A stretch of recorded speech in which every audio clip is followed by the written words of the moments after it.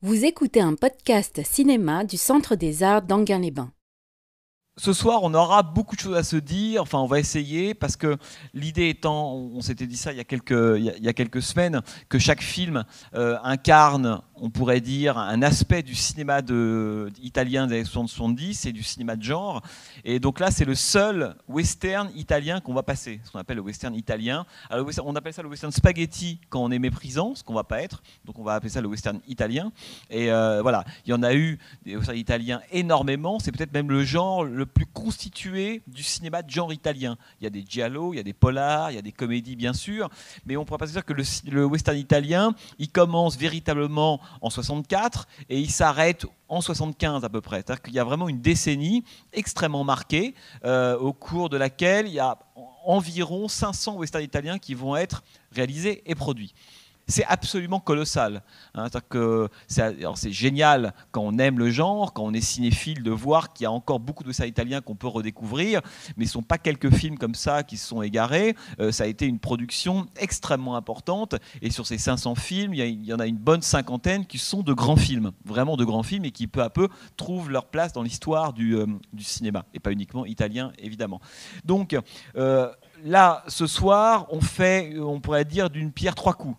La première, c'est qu'on va parler du western italien, ce que ça a été dans l'histoire du cinéma italien de l'époque, comment c'est né, pourquoi, comment, quelles ont été les grandes figures, les grands cinéastes, les grands scénaristes, les grands acteurs, etc. Donc c'est vraiment, sans doute à mon avis, le genre le plus fort en termes de densité du cinéma italien de l'époque là, qui nous intéresse. Donc on va parler du western italien. Ensuite, on va parler du cinéaste qui a fait le film que vous allez voir, qui s'appelle Sergio Sollima. Je ne sais pas si c'est un nom qui vous dit quelque chose. Est-ce que Sergio Sollima, c'est quelque chose qui... Qui n'a jamais entendu parler de Sergio Sollima parmi vous? Voilà, bon. Et ben voilà, c'est à ça que sert la séance, c'est de découvrir un grand cinéaste, tout simplement. Et Sollima en est un. Alors, quand on s'intéresse au cinéma italien, vous savez qu'on dit toujours qu'il y a trois Sergio dans l'histoire du genre. Il y a Sergio Leone, qui est l'arbre qui a caché toute la forêt. Généralement, les gens connaissent les films de Leone et puis derrière, rien du tout. Ça fait peu, ça fait quand même que 7 films, dont 5 westerns, pardon.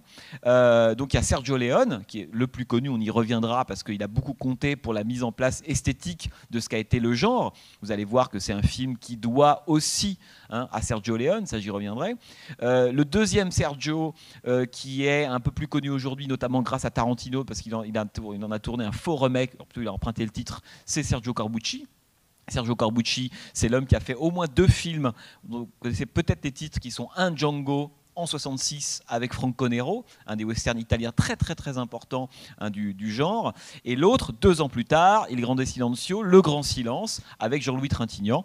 Rappelons que beaucoup à l'époque d'acteurs américains mais aussi français allaient tourner dans des westerns italiens, et c'est assez fascinant de regarder quels sont les acteurs qui ont joué dans les westerns italiens. Vous croisez Jean-Louis Trintignant, vous croisez Lou Castel, vous croisez Orson Welles dans Tepepa, vous croisez Pasolini dans Requiescent. Voilà. Alors, Johnny Hallyday, oh là là, et pire. Klaus Kinski, donc voilà, il y a vraiment un nombre d'acteurs qui sont passés par le stade italien, et on y reviendra pour quelles raisons d'un seul coup il se passe 100 choses en Italie dans les années 60. Donc ça c'est le deuxième coup, c'est Sergio Sollima, et le troisième c'est évidemment le film que vous allez voir là. Alors très rapidement, le western italien, j'y reviendrai évidemment tout à l'heure, il naît donc en 64 avec et grâce à Sergio Leone qui tourne donc pour une poignée de dollars. Vous avez sans doute tous vu Pour une poignée de dollars, avec Clint Eastwood et Lee Van Cleef. Alors c'est un film passionnant puisque on pourrait dire que c'est le film qui va poser les bases de ce que va être le genre. Donc, il y aura toujours des traces du style de Leone, les gros plans, l'importance de la violence, des personnages qui sont très réalistes, un peu crasseux, des solitaires qui n'ont pas de morale ou uniquement celle de la survie ou de l'argent, etc., etc. Donc c'est un genre qui s'inscrit à ce moment-là contre, on pourrait presque dire, le cinéma hollywoodien et le western américain classique. Ce qui est important, c'est de se dire aussi que 64, qui est l'année de la naissance du western italien, c'est aussi l'année des derniers grands westerns des grands cinéastes américains. La charge de la 8e brigade de Raoul Walsh, c'est 64. Les Cheyennes de John Ford, c'est 64. Donc c'est intéressant de se dire qu'au moment où les derniers grands cinéastes hollywoodiens, les grands maîtres du western classique, si vous voulez, tournent leur dernier western, au fond, le genre se déplace des États-Unis au bord du Tibre, à Rome, et renaît, alors de ses cendres on verra, et renaît sous une forme transalpine qui est donc le western italien. Donc le western naît en 64, le succès du film de Leone va être, vous le savez, extrêmement important, et en Italie, je ne sais pas si je vous ai déjà parlé de ça, mais la question du genre est un petit peu particulière, parce que nous on appelle ça des genres, mais en fait on n'a pas tout à fait raison. Que le terme le plus juste, c'est ce que les Italiens appellent les filons, les filoni, c'est-à-dire que le filon, c'est pas comme un genre. Un filon, c'est dans la foulée d'un film qui obtient un grand succès public. Il y a eu par exemple en 57 les Travaux d'Hercule.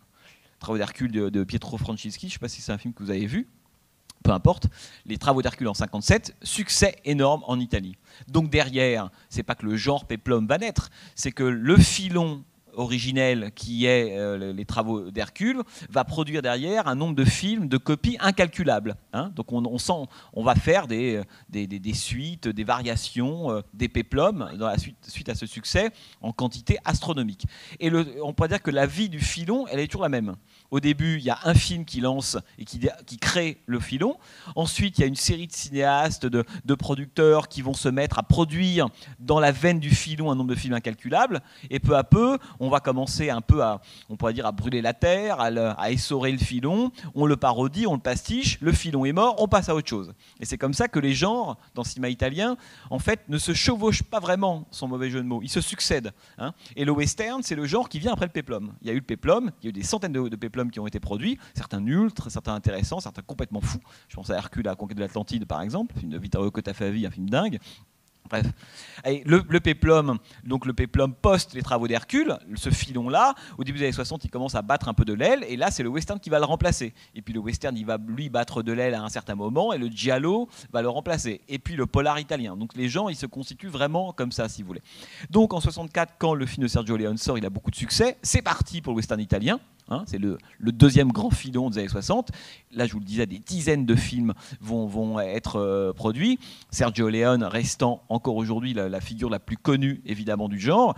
Et beaucoup de cinéastes qui faisaient autre chose. À l'époque, c'est ça le principe du cinéma de genre, c'est ce qui fait aussi sa beauté. C'est que des cinéastes qui faisaient, par exemple, des péplums ou des films d'espionnage à la James Bond des années 60, d'un seul coup, c'est les westerns italiens qui marchent, ils changent leur fusil d'épaule, ils font des westerns. Et quand le western sera fini, ils feront des polars. Et ils vont suivre comme ça, on pourrait dire, les différentes modes. Ce qui est le cas de Sergio Solima. Sergio Solima, que vous allez voir là, donc un des trois Sergio, lui, c'est le seul des trois encore vivant d'ailleurs. Il a 82 ans aujourd'hui, Sergio Solima. Il est né en 1921. C'est quelqu'un qui a un trajet plutôt très très intello, famille d'aristo, bien élevé, bien éduqué. Il a fait le centre expérimental de Rome. Il a écrit une histoire du cinéma italien. Donc c'est plutôt un intello pur et dur, Sergio Solima, qui a commencé à faire au début des petits films d'espionnage, très post-James Bond, si vous voulez, à l'époque où aussi bien en Allemagne qu'en Italie, où on faisait même en France d'ailleurs, on faisait des films dans la lignée de James Bond, alors des films qui s'appellent Massacre 3S3, c'est son agent secret à lui. Ce sont des films honnêtes, plutôt un peu au-dessus du niveau moyen des films d'espionnage de l'époque, mais voilà ce qu'il fait. Et puis au moment où le western italien arrive, et ben lui, il va réaliser son premier western. Son premier western, on a d'ailleurs entrepassé soit son premier western, soit celui-ci qui est le deuxième. Son premier, c'est Colorado.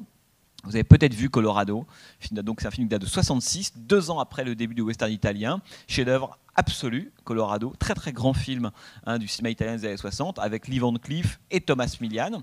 Et vous allez voir, alors je vous en reparlerai après, il y a évidemment il y a des gueules dans le western italien, vous connaissez Eastwood, Lee Van Cleef, Gianni Volonté, Eli Wallach, d'autres, mais Thomas Milian, pour moi c'est une des gueules les plus intéressantes, et vous allez le voir là, et Thomas Milian est opposé à Gian Maria Volonté. Vous allez voir le rapport entre les deux personnages est assez fascinant. Alors Thomas Milian, c'est un acteur d'origine cubaine, qui est né à Cuba, et est parti ensuite à Hollywood, a fait l'acteur studio, s'est retrouvé dans le milieu art et essai du cinéma italien. Il a joué avec Bolognini, avec Antonioni, il a joué notamment des pièces avec Cocteau, donc c'est un acteur super intello, qui un jour se retrouve pris dans le cinéma de genre italien et va devenir une des figures les plus populaires du cinéma italien. Avec le rôle qui va jouer dans beaucoup de westerns, dont le plus connu s'appelle le rôle de Cuccio, un péon, un paysan mexicain qui ne s'est pas tiré, on ne lui a pas appris, donc par contre il manie l'arme blanche avec grande dextérité. C'est un péon totalement illettré, etc., qui va être le symbole de la révolution mexicaine dans tout western italien. Puis avec un autre personnage qui s'appelle, enfin deux autres d'ailleurs, Nico Gilardi dans des polars dans les années 70, et un autre, un espèce de bandit qui s'appelle Monezza, ça veut dire ordure en italien, joue le rôle d'un espèce de malfrat peu recommandable si vous voulez. Donc Thomas Milian, c'est un des acteurs absolument stars du cinéma de genre italien, et là il va être confronté à Gianna Volonté, qui commence à être connu, mais qui n'a pas encore tourné le film qui va le faire littéralement exploser, qui est un film qu'on va projeter d'ailleurs, Enquête sur un citoyen au-dessus de tout soupçon, d'Elio Petri, en 70, c'est 4 ans avant. Hein. Mais Gianna Volonté a déjà, lui, tourné, notamment dans des westerns italiens, vous vous souvenez tous d'un peu quelques d'heures de plus, par exemple, enfin peu importe. Bon. Donc, voilà, le film que vous allez voir là ce soir, c'est le deuxième western de Sergio Solima après Colorado, hein, le premier western étant Colorado. Alors le film est extrêmement simple, il est tourné quelques mois après Colorado, c'est une époque où on tourne très très vite, il tournait évidemment à Almeria, hein, c'est un des lieux de tournage les plus utilisés à l'époque par le western italien, et qui raconte, vous allez voir, la rencontre entre deux individus, évidemment que tout oppose, hein, l'un qui s'appelle Beauregard, qui est un espèce de malfrat, un bandit, et l'autre, un professeur qui qui quitte le nord des États-Unis pour le Texas, parce qu'il a la tuberculose, il supporte plus le climat, il faut qu'il aille se soigner. Et ça va être la rencontre entre les deux. Alors ce qui est très très beau chez Solima, c'est que, vous allez voir, il y avait la veine mélancolique du cinéma de Sergio Leone, très importante, on y reviendra. Et il y a eu dans Western italien aussi une veine beaucoup plus politique, hein, notamment un film, je ne sais pas si ça vous dit quelque chose, qui s'appelle El Chuncho, film de Damiano Damiani, c'est des trucs très importants tout ça.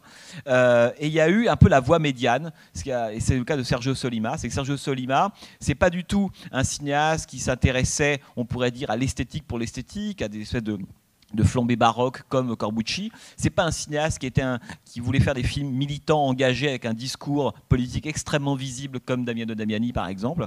C'est quelqu'un qui a toujours, vous allez voir, glissé, hein, à l'intérieur de ses films des réflexions profondes extrêmement intéressantes. Là vous allez voir entre ces deux hommes. Donc voilà, je ne vais pas vous en dire plus. Le film s'appelle Faccia a Faccia en italien. Visage contre visage, hein, c'est ça le titre précis. Alors c'est devenu le dernier face à face. Comme vous le disait Jean-Paul, la version que vous allez voir, elle est VF et VOST. Pourquoi ? Une dernière chose là-dessus. Parce qu'il n'y a sans doute pas eu de cinématographie plus massacrée par les exploitants que le cinéma italien qu'on va voir là pendant une année. Voilà. Parce que n'oubliez pas que les films qu'on vous montre là, à l'époque, c'est absolument pas considéré par la critique, par personne. C'est vraiment du rebut, c'est rien du tout. Hein. On préfère parler d'autre chose. Mais c'est pas italien, les westerns italiens, c'est vraiment fait pour la populace, hein, à l'époque. Donc, les exploitants, eux, ils veulent recevoir de l'Italie des films de 90 minutes pour pouvoir faire leurs 6 séances par jour. Hein. Et dès lors qu'un western excède les 90 minutes, on coupe. Alors c'est un travail de boucher, puisque la coupe se fait absolument n'importe comment. Et donc vous allez voir, c'est assez intéressant dans cette copie, puisque les séquences en VOST sont les séquences qui, à l'époque, ont été coupées par les exploitants français. Hein, qui, comme ce n'étaient pas des objets d'art pour eux, ils n'auraient sans doute pas touché un film d'Antonioni ou de Fellini comme ça. Un film de Solima, tout le monde s'en foutait, donc on y allait avec les ciseaux. Donc ça crée des choses assez aberrantes. Et là, vous allez voir les traces, hein, de la coupe. C'est la raison pour laquelle, généralement, ce qu'on coupait, c'est évidemment, c'était pas du tout ce qui était lié à la violence. C'est assez intéressant. Pas lié, ce qui était lié à l'érotisme, c'est ce qui était lié à la lenteur. On considérait que c'était des films d'action faits pour un peuple un peu ignare. Donc dès que les gens se mettaient à parler, au bout de 20 secondes, il fallait couper. Donc c'est intéressant parce que toutes les séquences un peu subtiles de discussion qui éclairent la psychologie des personnages, on les enlevait. Et vous allez voir, là en l'occurrence, toutes les séquences d'ailleurs sont restées. Alors on dit qu'il y aurait un montage de 2h30 de ce film, hein, qui existerait quelque part. Voilà, ça fait partie de ces grâles des cinéphiles, c'est de retrouver le montage de 2h30 de Faccia a Faccia. Mais là, voilà. Donc vous allez voir un chef-d'œuvre. La musique est d'Ennio Morricone. On est parmi les très très grands évidemment. Hein. Donc Gianna Volonté, Thomas Milian, décor de Carlo Simi. Carlo Simi, c'est l'homme qui a fait tous les décors des films de Sergio Leone. Donc il n'y a que des génies, hein, au générique de Faccia a Faccia. Donc là, vous allez voir un très grand film. Et on se retrouve, tout à l'heure. Bonne projection. C'est un univers, hein, le western italien. C'est-à-dire que, et je pense qu'à la fois c'est un univers, puis c'est aussi honnêtement une question d'habitude. C'est que je pense que plus on en voit, plus on les apprécie, plus on comprend les différences entre les films, les subtilités. Parce que de loin, on a le sentiment de très très loin, on peut avoir le sentiment qu'on a affaire uniquement à des films, à des sous Sergio Leone, si vous voulez. Ça, c'est de loin. De près, c'est évidemment pas du tout le cas.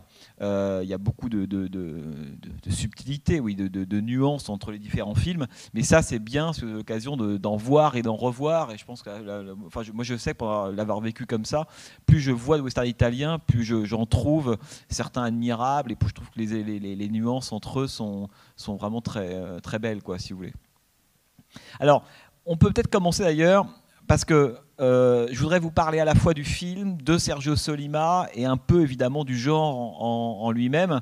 Et comme je vous le disais au tout début, ce film-là est donc le deuxième des 3 westerns que va tourner Sollima. Sollima, il en tourne donc peu et uniquement entre 66 et 68. Le premier, c'est donc Colorado, sur lequel je vais un tout petit peu revenir parce que c'est un des films très importants du genre, qu'il a tourné quelques mois auparavant. Le deuxième, c'est celui-ci, Faccia a Faccia. Et le troisième, c'est un western qui s'appelle Saludos Hombre. Kuori, Homo Kuori, c'est-à-dire court, homme court, qui dans ces 3 films formant une sorte de trilogie, avec le même personnage à chaque fois, le même acteur, qui est Thomas Milian, qui apparaît dans Colorado, dans celui-là dans le rôle de Beauregard, et dans le rôle de Cuchillo, le peón, le paysan mexicain, ancien compagnon d'armes de Juarez, dont je vous parlais au tout début de l'intervention. Donc ça forme une trilogie, si vous voulez, ces 3 films-là.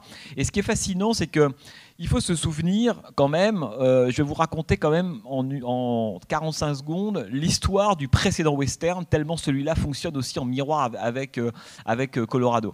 Colorado, à l'origine, c'est une idée d'un scénariste italien très connu qui s'appelle Franco Solinas, qui a écrit beaucoup de films avec une veine.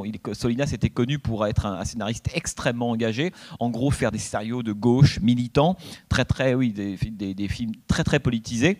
Et d'ailleurs, ça a ennuyé un petit peu Sollima, qui trouvait que les scénarios de Solinas étaient un tout petit peu trop, on pourrait dire, idéologiquement visibles. Il avait envie que le message dans ses films passe en contrebande, si vous voulez, comme un cheval de Troie. Le but, c'est le western, le divertissement, le plaisir qu'on va y prendre, le goût de la fiction. Et puis, effectivement, pour jouir pleinement de cette fiction-là, il y a 2-3 questions qu'on se pose, ce qui est le cas dans le film. La preuve, votre réaction, c'est quoi la justice? C'est quoi la conscience de la loi, la sauvagerie? Est-ce que la violence est innée ou pas? Ou elle s'acquiert? Est-ce que l'alliance de l'intelligence et de la violence n'est pas le pire des cocktails? C'est des questions que pose de façon permanente un film comme Faccia a Faccia, sans jamais donner le sentiment que le discours préexiste à la fiction et aux personnages. Je ne sais pas si vous comprenez, mais ça c'est très important parce que très souvent dans les films militants ou dans des films engagés, extrêmement politiques, c'est une raison pour laquelle ils vieillissent souvent très mal, ou plutôt plus mal que ce type de film-là, c'est qu'on a le sentiment que les personnages ou les situations ne sont là que pour illustrer une sorte de discours ou alors un message politique en particulier. Là, ce n'est pas le cas de Faccia a Faccia, où tout est là, mais en pointillé. Et d'ailleurs, je pense que c'est un film qui ne statue pas. C'est-à-dire que moi, ce que je trouve c'est tout le contraire d'un film à thèse, le film que vous venez de voir là. C'est un film qui brasse beaucoup de questions sur évidemment la question de la violence, de la nature, de la culture, etc. Mais chacun, je suis sûr, parmi vous, aura des lectures différentes, des moments d'identification différents ou des personnages auxquels il s'identifiera différemment. À mon avis, il n'y a pas de lecture univoque d'un film comme Faccia a Faccia, et c'est ce qui a en fait, à mon avis, tout l'intérêt. Moi, ce que j'adore dans le western italien, dans le grand western italien, c'est cette espèce de contradiction apparente entre d'un côté une forme extrêmement binaire. Au début, on dit des gentils, des méchants, chacun est hyper caractérisé physiquement. La perruque de Beauregard, avec ses cheveux longs, ils sont tous hyper grimés. L'espèce de jeu légèrement outrancier des personnages, les regards bleus, les femmes qui sont toutes des saintes ou des putains. Donc, il y a une dimension extrêmement presque théâtrale, un peu grossière au début des personnages. Et plus le film évolue, et ça c'est quelque chose qui est typique du western italien, plus le film évolue, plus ces masques en fait tombent les uns après les autres, et à la fin on se rend compte qu'on a des personnages qui sont beaucoup plus subtils et complexes que ce qu'on pensait au départ. Alors que, et moi j'aime cette contradiction, on a un sentiment que le western italien est un genre qui est extrêmement codé, avec des situations, des motifs très très forts, presque caricaturaux, ultra on pourrait dire soulignés, et puis au fur et à mesure, on pourrait dire les personnages, les situations, le rapport qu'on a au film, en fait est un peu presque mis à l'épreuve. Ça devient, à mon avis, beaucoup plus fin et beaucoup plus subtil, si vous voulez. Alors, Pourquoi je vous parle de ça? Pour deux raisons. Je voulais revenir à Colorado parce que donc Colorado est à l'origine d'une histoire de Franco Solinas qui raconte l'histoire suivante. L'histoire doit normalement se passer à la période contemporaine, dans les années 60, en Sardaigne, et ça raconte l'histoire d'un carabinier qui va traquer un berger, tout simplement. On est donc dans les années 60. Ce berger que on avec beaucoup de guillemets, accuse d'avoir commis un crime. Bon. Et lorsque Solima récupère ce scénario, c'est le producteur italien très connu qui s'appelle Alberto Grimaldi, qui a été un des grands producteurs papes du western italien, parce qu'il a eu beaucoup de succès avec Et pour quelques dollars de plus de Sergio Leone. Il va devenir spécialisé dans la production notamment de western. Alberto Grimaldi donne le scénario à Sergio Solima de ce film-là. Le titre original, c'est pas Colorado, c'est La Resa dei Conti. Et alors, pour ceux que ça intéresse, La Resa dei Conti, c'est un des titres musicaux qu'avait donné Ennio Morricone à un des morceaux de la bande originale de Pour une poignée de dollars. Bon, dans Morricone, on vaudra longtemps à Sergio Solima d'avoir appelé son premier film La Resa dei Conti parce qu'il trouvait, Sergio Leone, il trouvait que ce titre lui appartenait. Ce qui est stupide, c'est Morricone qui avait trouvé ce titre-là et qui l'a donné à Solima. Et donc, lorsque Solima récupère le scénario de Solinas, il demande à son ami, un ami de longue date qui s'appelle Sergio Donati, qui est un des scénaristes aussi très important du cinéma italien de l'époque, on pourrait dire de transposer cette histoire contemporaine en Sardaigne, de le transposer dans l'Ouest.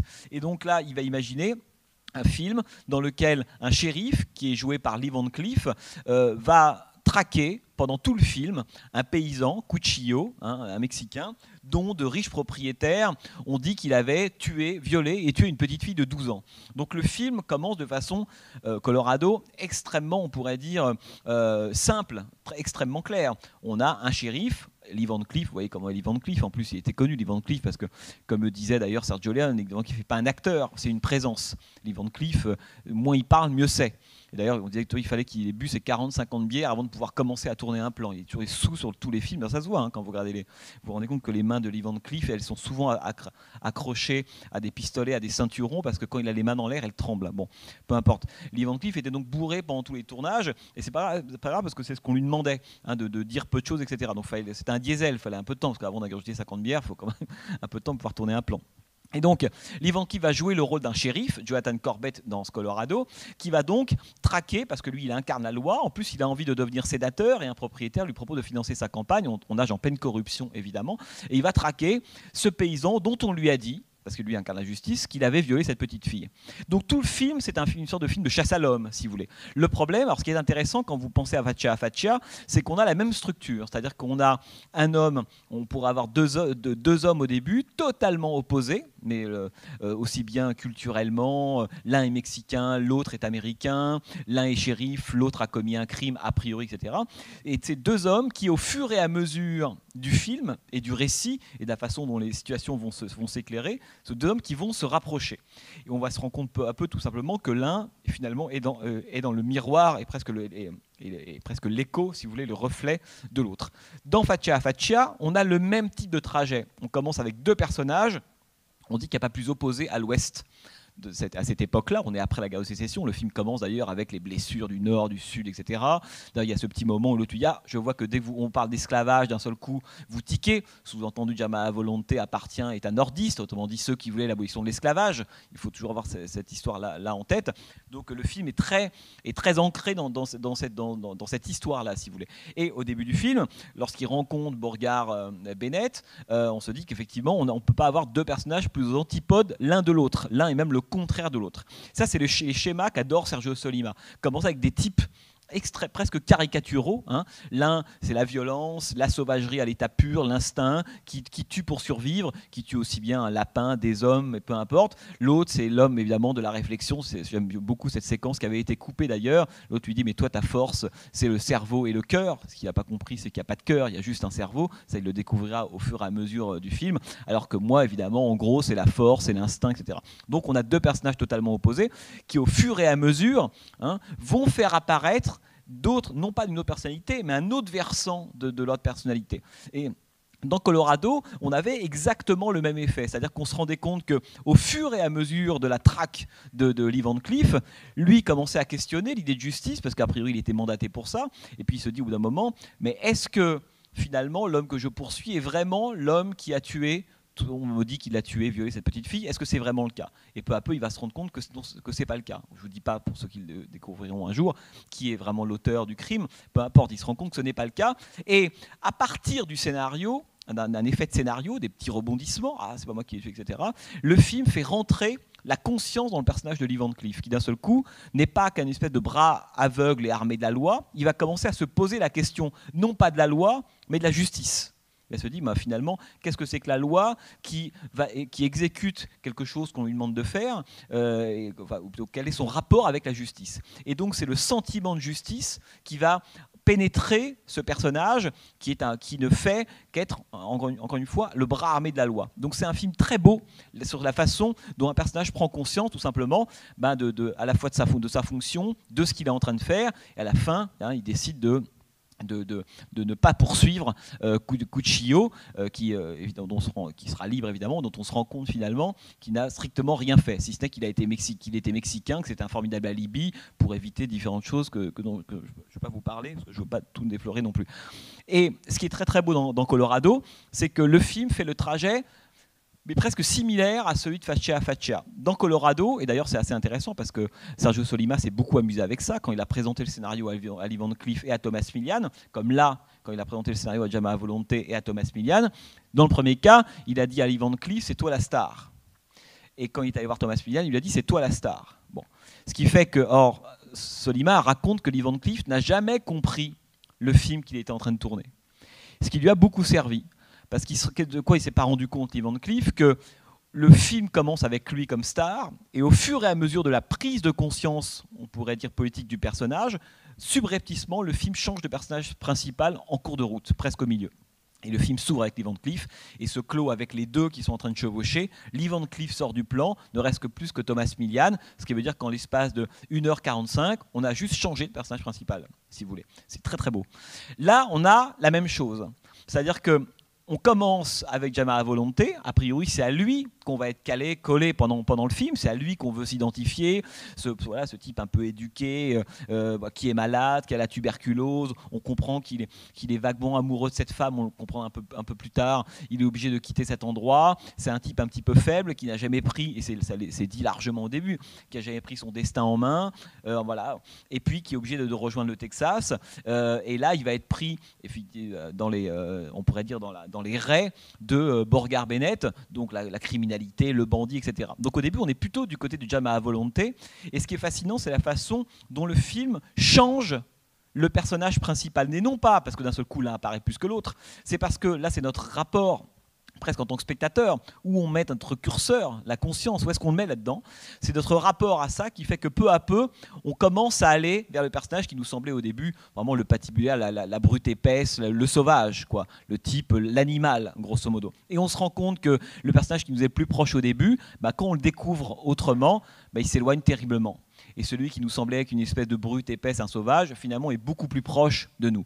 Et le film change de personnage. C'est pour ça que, quand vous disiez tout à l'heure, c'est intéressant, il lui tire dans le dos ou pas, c'est qu'on se rend bien compte que lorsque Bennett tue à la fin Jama à Volonté, on est complètement avec Bennett à ce moment-là. C'est-à-dire qu'il n'y a plus aucune empathie avec le personnage de Volonté. Au pire, il fait pitié, il est pathétique, mais il est dangereux, il est devenu fou. Il le théorise lui-même. Hein. Quand vous regardez la façon dont peu à peu dans le film, de façon très progressive, il est gagné par la séduction du pouvoir et de l'arme. La première fois qu'il touche l'arme, il dit « c'est bizarre, ça fait quelque chose de sentir la crosse du pistolet » et il se met à tirer. C'est de façon très très progressive. Évidemment, et à la toute fin du film, il est éliminé, après ça que vous dites au nom de la justice, mais il est éliminé au nom de cette conscience-là. C'est-à-dire que ce dont se rend compte, parce que à la fois, on pourrait, ce qui est très beau entre les deux personnages, c'est que l'un fait un pas vers l'autre. C'est qu'on se dit qu'à la fin du film, Borgar Bennett n'est plus le même que lorsqu'il est entré dans le film. Une conscience est tombée en lui, exactement comme Lee Van Cleef dans Colorado, alors que l'autre, ce qui est assez beau, c'est que la conscience politique, l'humanisme, était capable de rentrer dans celui qu'on prenait pour un animal. Hein. Par contre, l'homme qui a le cerveau, qui a le savoir, qui a la théorie, etc., n'a pas été capable, on pourrait dire, d'intégrer cette capacité à interagir, à prendre sa vie en main, à faire des choses qui vont compter. Enfin, tout ce dont il rêvait au tout début du film quand il faisait cours à ses élèves, quoi, grosso modo. Hein. Et ça, c'est assez beau, la façon dont le film, à la fin, change complètement me semble-t-il, si vous voulez, de personnage. Alors, Ce qu'il faut dire aussi, c'est que ça, c'est quelque chose qui est typique du western italien. Ça veut dire que dans les bons westerns italiens, il y a aussi des mauvais, évidemment. Et ça renvoie évidemment aux films notamment de Sergio Leone. Dans les films de Sergio Leone, vous avez sans doute vu Pour une poignée de dollars, pour quelques dollars de plus, etc. Ce qui est très très drôle, c'est la façon dont les personnages, disons que l'identité dans un western italien, elle n'est jamais donnée une fois pour toutes. Dans un western américain classique, si vous en revoyez, vous en connaissez forcément évidemment, généralement le récit consiste, on pourrait presque dire, à creuser une même identité. C'est-à-dire qu'un méchant, on va le creuser, c'est-à-dire qu'on va comprendre éventuellement pourquoi il est devenu comme ça, mais en gros, le film ne fait que développer une donnée qui est posée au départ. Ce qui fait qu'à la fin, la grande figure du duel dans le cinéma américain classique, elle vient en gros les forces du bien contre les forces du mal, grosso modo. Chacun ayant atteint son point de développement maximal, si vous voulez. Dans le western italien, qui est un western, j'y reviendrai, beaucoup plus évidemment, on pourrait dire beaucoup plus cynique, qui ne s'intéresse pas du tout à la question du collectif, à la question du peuple, par exemple. C'est un cinéma uniquement de bounty killers, de solitaires, de survie, d'intérêts très personnels. Et à l'époque, beaucoup de gens reprochaient au cinéma italien cette espèce de morale, ce cynisme d'individualiste atroce, alors que le cinéma américain chantait toujours les louanges du peuple et de la communauté. On en a parlé l'année dernière quand on faisait le cinéma américain des années 70. Combien est-ce que la question du peuple était au cœur du western? Le héros du western, c'est celui qui arrive à fonder un peuple. Quand il fait quelque chose, un héros du western, il tente de maintenir, on pourrait dire ensemble, l'individu et le collectif. Autrement dit, il n'y a pas de héros dans le western américain qui ne fasse progresser à la fois et lui-même, ses propres intérêts, et la communauté. On ne peut pas être héros dans un western américain si on travaille que pour soi-même. Généralement, ça termine très très mal pour tous ces personnages-là. Donc il faut que la communauté, qu'on travaille pour soi très bien, mais il faut travailler en même temps pour la communauté. On ne peut pas être d'un côté ou de l'autre. Dans le western italien, on n'a jamais cette question-là. C'est-à-dire que tous les personnages de chasseurs de primes, que ce soit Lee Van Cleef, Clint Eastwood, et il y en a beaucoup d'autres, etc., sont des gens dont l'unique horizon, on pourrait dire politique, c'est eux-mêmes. C'est-à-dire que c'est jamais la communauté, la fondation d'une ville, un groupe, la famille. Ils s'en moquent strictement. C'est leur propre intérêt. Clint Eastwood, évidemment, chez Sergio Leone, étant l'exemple typique. Souvenez-vous, Pour une poignée de dollars, l'homme a zéro conviction. Zéro. C'est pas compliqué.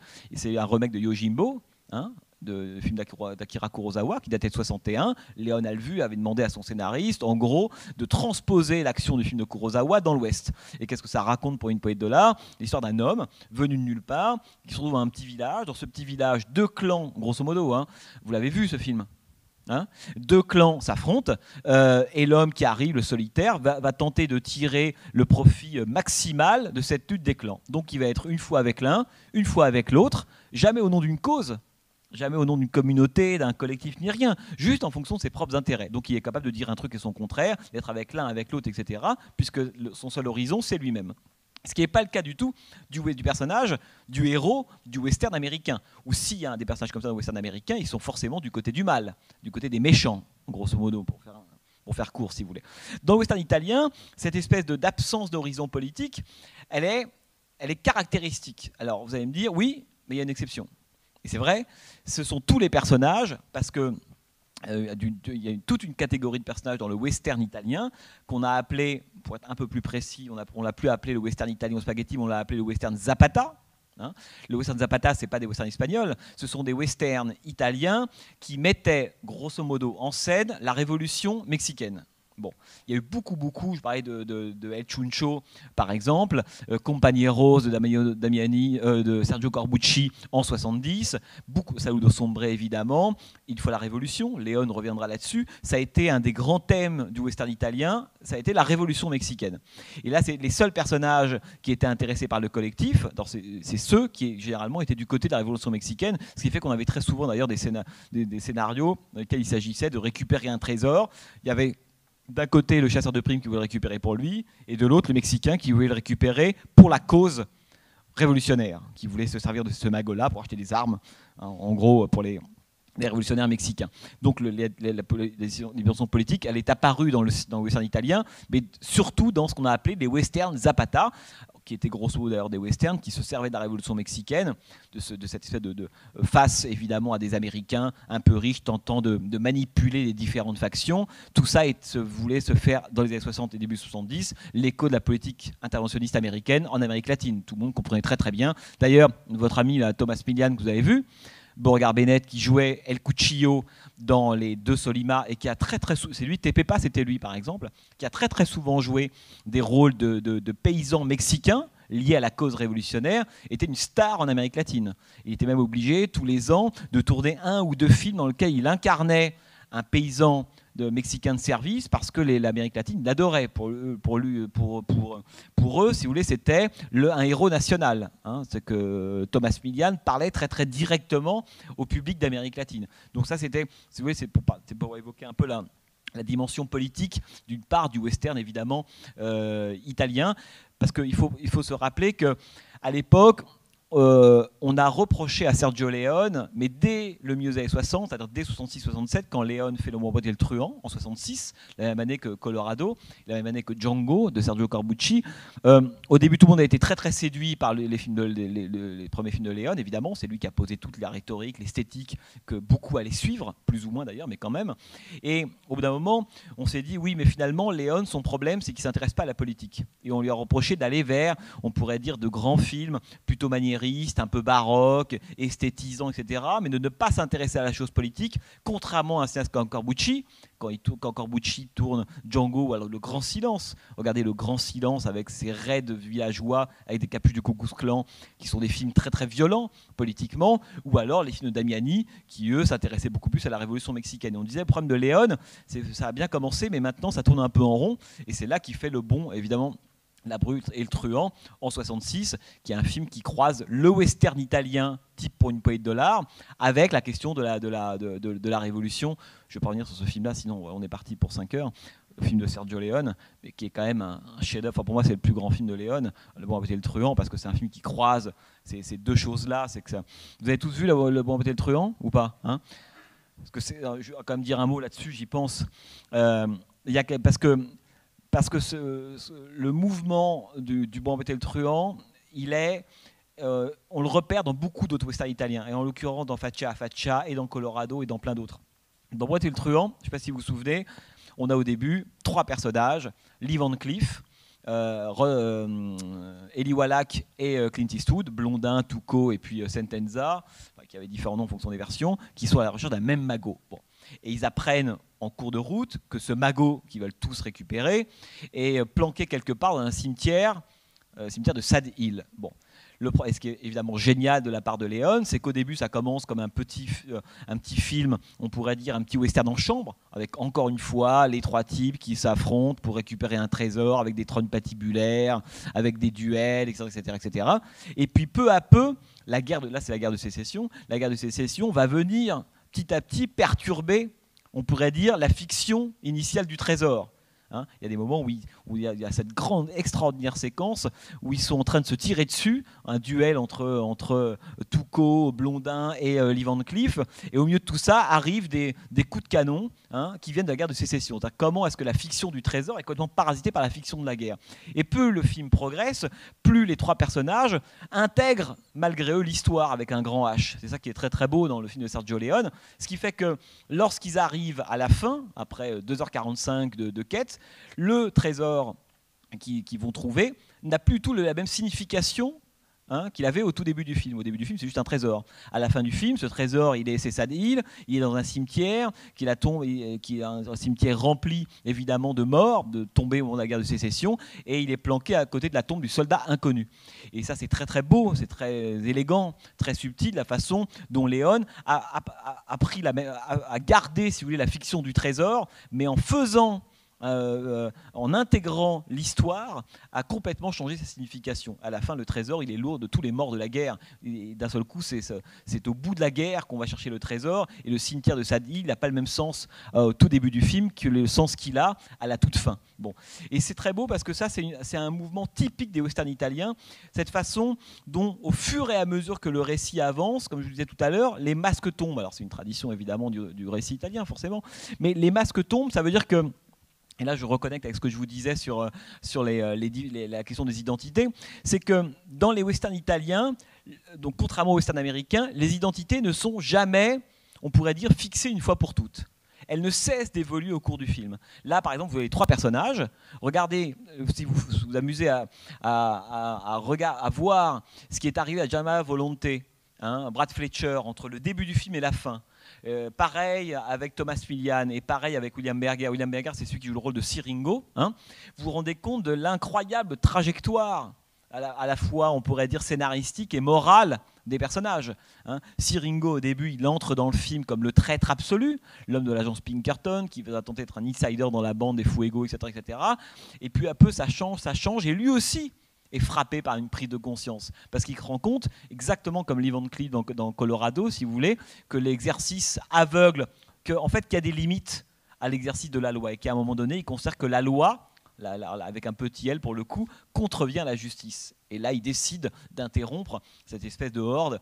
C'est assez beau, hein, parce que là, vous avez vu comment Sollima s'amuse avec le motif de la horde sauvage. Donc, la horde sauvage, c'est quelque chose dont on parle pendant tout le début du film, déjà le nom sauvage, et le film est réalisé avant le film de Peckinpah. Hein. Je vous dis ça parce que ce n'est pas une référence du tout au film de Sam Peckinpah, parce que Peckinpah arrivera 2 ans et demi après. C'est que la horde sauvage, et au début, est complètement associée, on pourrait dire, au vocabulaire du banditisme, de la sauvagerie des criminels. Et la fois où on voit arriver une vraie horde sauvage, c'est celle qui est mandatée par la justice. Hein, alors ça, c'est des choses très fines dans le film. Lorsqu'elle surgit à la fin, évidemment, la vraie horde sauvage, elle n'est pas du côté qu'on croyait, hein, tout simplement. Et d'ailleurs, ça c'est quelque chose que reprendra notamment Tonino Valeri. Vous connaissez forcément Tonino Valeri, c'est l'homme qui a fait tourner Mon nom et personne en 1973, produit par Sergio Leone. Et souvenez-vous, à la toute fin du film, on a une reprise. Alors, vous avez en tête Mon nom et personne ? Hein, à la fin de Mon nom et personne, on a Henry Fonda et Terence Hill, le vieux homme de l'Ouest, et Terence Hill, le jeune, qui est fasciné par cette légende, etc. Et Terence Hill n'a qu'une envie, c'est qu'Henry Fonda réalise son fantasme, son rêve, c'est un jour d'affronter la fameuse, qu'il appelle lui aussi la horde sauvage. Et on les voit tous les deux, à côté des rails d'un chemin de fer, attendre cette horde sauvage qui arrive d'ailleurs comme une apparition fantasmatique, comme ça dans le nuage, et c'est extrêmement beau. Et c'est une reprise, une citation très très directe, hein, du film que vous avez vu là, Faccia a Faccia, avec la fin, l'apparition, si ce n'est que là la horde sauvage est interrompue. Donc ce qui est, encore une fois, quelque chose qui est caractéristique du western italien, c'est la façon dont ça commence. Moi j'aime ce paradoxe dans ce cinéma-là, c'est que c'est un paradoxe, ça commence comme ce qu'Umberto Eco appelait les fictions de la reconnaissance. Ça veut dire, vous savez, Umberto Eco, il avait écrit, je crois que c'est dans... C'est un livre qui s'appelle La fiction populaire de Superman au surhomme. Voilà, très bel essai. Et il raconte là-dedans la différence qu'il existe entre la fiction dite populaire et la fiction que lui appelle dite problématique. Et il dit, dans la fiction populaire, le principe, c'est que le lecteur, et donc le spectateur, est mu, si vous voulez, par un principe de reconnaissance. Il a envie de revoir les mêmes choses. C'est ça le principe du genre au cinéma, comme du genre en littérature, le polar, le fantastique ou autre. On a envie, quand on va voir un western, de retrouver le shérif, l'Indien, le traître, le tenancière de bar, tenancière de bordel, l'homme qui joue de l'accordéon, le duel. On veut retrouver ces motifs, ces personnages, etc. Et on va les retrouver. Bon. Et donc c'est ça la fiction populaire. C'est d'abord un désir de reconnaissance. Et il disait, la fiction problématique, c'est tout le contraire. C'est-à-dire que quand un spectateur ou un lecteur rentre dans une fiction, un roman ou un film, il n'a pas ces codes de reconnaissance-là. C'est à lui de trouver ses propres marques et d'inventer sa façon de se déplacer là-dedans pour ensuite... Bon. Et la problématique, c'est le fait que les choses ne sont pas données à l'avance. Ce qui est très très beau, et ça c'est la force du grand cinéma de genre, si vous voulez, mais là on en parle avec le western, mais on y reviendra avec le giallo, avec le polar ou autre, c'est que c'est des fictions qui empruntent aux 2 schémas à la fois. C'est qu'il n'y a rien de plus populaire. Ça a été le cas à l'époque, c'était un public très populaire qui allait voir les westerns italiens. Et même si beaucoup à l'époque de critiques et d'intellos de gauche adoraient ça, parce qu'ils voyaient très très bien le discours sous-jacent au western italien. Un discours progressiste, plutôt de gauche. Dans l'Italie des années 60, c'est un public, on pourrait dire la super élite, hein, et le peuple adorait. tout l'entre-deux détestait ce genre de film-là. Pour eux, c'était vulgaire, débile, etc. etc. Bon. Mais c'est intéressant de voir que pour ces spectateurs-là, ils allaient voir des fictions populaires. Et c'est un film populaire. On ne va pas dire, il ne s'agit pas de faire croire que là, disons qu'on n'est pas face à un film d'Antonioni. Et quand je dis ça, c'est pas pour ou contre Antonioni, c'est-à-dire qu'on voit bien que ça appartient pas du tout au même genre de fiction, au même type de terrain, et donc ça ne fait pas du tout appel au même type de spectateur. Mais ce qui est très très beau là, c'est que ça commence comme une fiction populaire. On a effectivement tous les codes, alors qui sont à la fois des codes du western et du western italien, hein, les gueules, les maquillages, enfin tout y est. En 3 minutes, on sait qu'on est dans un western italien. Et c'est justement parce qu'il y a tous ces codes de la fiction populaire que Sollima, Leone, Corbucci, Damiani et d'autres vont pouvoir introduire du problématique, si vous voulez. Le problématique, c'est d'un seul coup, on va tordre ces codes-là. Vous pensez que c'est ça et c'est pas vraiment ça. Et ça, c'est très très fort. C'est-à-dire que c'est le cheval de Troie dont je vous parlais tout à l'heure. C'est qu'au fond, Sollima disait toujours, moi je me méfie beaucoup des films qui sont des films ouvertement, on pourrait dire, des films engagés, des films à thèse, parce que ça fait fuir le spectateur. Le spectateur, il va pas à la messe. Il n'a pas envie d'aller, c'est pas le catéchisme, le cinéma. Donc il y va d'abord pour du plaisir, voir des gens qui se tirent dessus, voir des gens qui s'égorgent, voir des gens qui se poursuivent en voiture dans les rues de Rome ou de Gênes, peu importe, mais il y va d'abord pour ça. Et si derrière, ensuite, peu à peu, on arrive, mais presque par la bande de façon assez subtile ou perverse, si vous voulez, à le faire réfléchir sur les conditions de possibilité du spectacle qu'il est en train de voir, là on a gagné. C'est ça la façon. Lee Van Cleef, c'est le personnage de Jamais à volonté, le personnage de Thomas Millian, c'est quelqu'un qui rentre dans le film, si on fait un peu de méta, si vous voulez, il rentre dans le film comme un personnage de western, il est complètement carré par rapport à ce qu'il est, roté, tué, il sait faire que ça. Hein. Et puis peu à peu, il y a la conscience, hein, il y a l'intelligence, il y a la complexité qui va rentrer en lui. C'est ça qui est intéressant. Et à la fin, il se pose des questions alors qu'il ne s'en posait pas du tout au début. Hein. Et c'est ça, la façon dont le cinéma western italien, c'est un cinéma qui s'avance toujours masqué pour moi. Mais comme tous les grands films populaires, hein, c'est pour ça que c'est ceux souvent qui résistent le mieux, parce que les grands films populaires sont souvent les grands films intelligents. Parce que justement, ils comprennent ça. C'est-à-dire que c'est une façon de se servir de structures qui vont séduire le spectateur, qui vont le happer, fait qu'on comprend tout ça. Et peu à peu, on les change, on les éclaire différemment, etc. Ce qui fait qu'en tant que spectateur, entre le début et la fin du film, on a fait un immense trajet d'identification et donc un immense trajet d'intelligence, quoi, et de conscience politique aussi. Vous voyez ce que je veux dire? Et ça, je trouve ça très émouvant dans le cinéma italien. Et donc, cette question de l'identité, vous voyez bien qu'elle est très importante, puisqu'elle est justement ce qui permet alors, il y a des très mauvais films où cette question-là ne se pose pas du tout, mais ça, c'est vrai partout. Hein.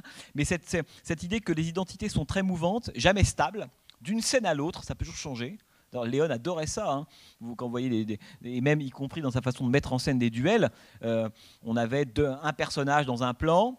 D'un seul coup, une ombre arrivait, souvenez-vous, dans le plan, la caméra recule et hop, la situation change.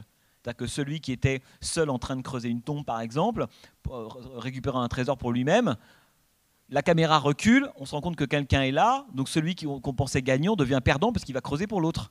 Et la caméra recule un troisième coup, et là, il y en a un autre qui arrive, c'est Eastwood qui tient en joue, et Lee Van Cleef et Tuco. Ce qui fait qu'en 3 mouvements de caméra, la situation a changé 3 fois. Et que les 3 personnages, ils ont changé.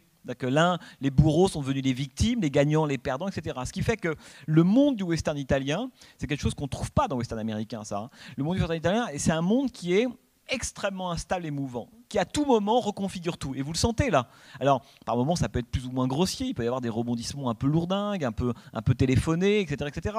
Mais vous voyez bien combien, en permanence, par exemple, la première rencontre entre Siringo et Beauregard Bennett, parce que ces effets d'inversion et de changement brusque, ils sont partout dans le film. Et lorsqu'il arrive, il est rejoint dans la cabane. On dit, vous étiez quelque part dans une cabane dans les bois. Il est rejoint. Et on a là, en permanence, cet effet de chassé-croisé, hein, de prise de pouvoir de l'un sur l'autre. Qui a le flingue, il y a l'étoile de shérif, je te montre, etc. Regarde, si j'appartenais à l'agence Pinkerton, je te tuerais tout de suite. Et qui m'en empêcherait? L'autre lui dit moi, et hop, le rapport se réinverse tout de suite. Et ça, c'est un jeu, mais il y a aussi une dimension évidemment très ludique, c'est un jeu constant dans le cinéma italien. À savoir que les positions ne sont jamais définitive, hein, jamais terminale. C'est que les personnages, souvent les personnages dont on se méfie le plus au début, alors ça dépend, c'est ceux qu'on va adorer à la fin. Et ceux qu'on adore au début, il faut un peu s'en méfier. Parce que peut-être qu'il y a une autre facette du personnage ou de la situation qui va évoluer et changer, si vous voulez. Donc ça, c'est un des événements, à mon avis, caractéristiques du cinéma italien. Après, ce que je pourrais vous dire sur ce film, c'est aussi ce qui le distingue du cinéma italien, ou du western italien, disons à la Leone ou à la Corbucci. Corbucci, si vous voulez, je ne vous en montre pas là, mais Corbucci, c'est le versant extrêmement violent, très nihiliste, très noir du western italien. Voilà, en gros, il y avait le choix entre le versant mélancolique, esthétique, Sergio Leone. On s'est dit, ça vous connaissez, c'est pas la peine de repasser un film de Leone. Il y avait le versant très violent, un peu trop, à mon avis. Moi, j'adore un Corbucci, mais je me suis dit, oulala, ça va être un peu chaud, ils vont m'en vouloir, ils vont penser que c'est moi, etc. Donc, on va pas passer du Corbucci, mais pourtant, il va falloir que vous y allez. Il va falloir franchir le pas Sergio Corbucci. Le Grand Silence, c'est un film absolument magnifique, western hivernal, neigeux, génial. Et puis il restait Sollima, et moi ce qui me plaisait avec Sollima, c'est que c'est quelqu'un qui, à l'époque, n'oubliez pas, on est dans un cinéma de genre, donc un cinéma commercial, il faut faire de l'argent, si on est produit, si on fait de l'argent, si on ne fait pas d'argent, on n'est plus produit par la suite. Et que Sollima, évidemment, il fait un western, il n'est pas complètement idiot, il sait qu'il faut, d'une certaine façon, montrer aussi un peu patte blanche à l'égard du genre à l'époque. Donc Thomas Milian, Germain Volonté, quelques codes, des gueules, des décors, etc., etc. Mais on voit bien que ce qui l'intéresse lui, mais là je parle en termes de mise en scène esthétiquement, c'est pas le western italien. Quand vous comparez à Leone ou à Corbucci ou à Giulio Questi, je ne veux pas vous abreuver de noms, mais Enzo Castellari, Tonino Valeri, Giovanni Fango, il y en a plein comme ça. Ils sont des dizaines, qui sont tous des gens qui ont travaillé différemment le genre. C'est pour ça qu'il faut les voir de près, parce que de loin on pense que c'est tous les mêmes, pas du tout. On voit bien que Sollima, et il l'a dit lui-même, il avait deux références qui étaient le cinéma japonais. Il était authentiquement amoureux du cinéma japonais, de ses rapports de force, de sa lenteur, de la façon d'inscrire les personnages dans des grands espaces, le rapport minéral, etc.